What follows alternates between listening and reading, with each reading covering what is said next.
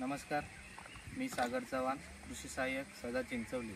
आज आपण मौजे नडगिवे येथे श्री प्रवीण विश्वनाथ मोरे यांच्या शेतावर आलेलो आहोत। त्यांनी सिंधुरत्न समृद्ध शेतकरी योजनेअंतर्गत यावर्षी श्री पद्धतीने रत्नागिरी 8 या वाणाची भात लागवड केलेली आहे। तर आपण त्यांच्याकडून जाणून घेऊया की त्यांनी कशा प्रकारे या भाताची लागवड केली आहे। विश्वनाथ मोरे, राहणार नडगिवे। मी गेली 5-6 वर्ष श्री पद्धतीत भात शेती लागवड करतो आहे। कृषी विभागाकडून सिंधुरत्न योजनेअंतर्गत रत्नागिरी 8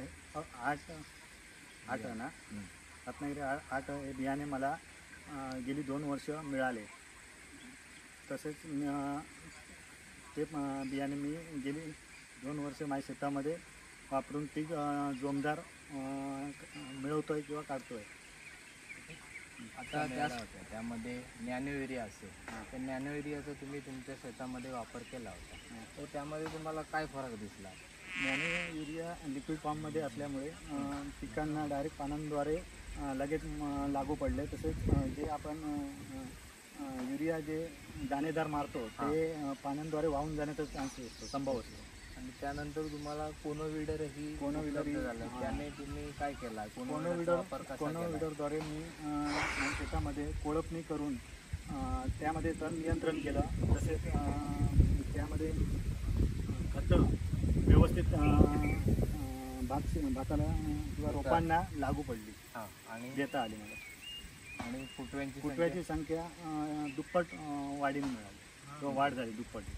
अशा प्रकारे तुम्हाला काय फायदा झाला तुम्ही सांगू शकता? पारंपरिक शेती किंवा पारंपरिक पद्धतीने जे भात पारंपरिक तसेच आधुनिक, आता आधुनिक शेतीकडे आपण वळलेलो आहे।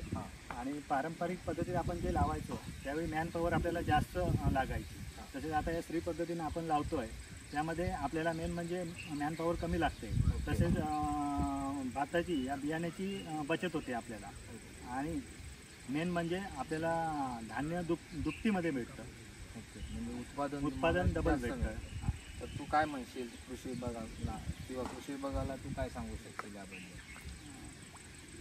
हे सर्व आम्हाला सहकार्य केल्याबद्दल मी प्रथम कृषी अधिकारी किंवा कृषी विभागाचा मी आभार व्यक्त करतो।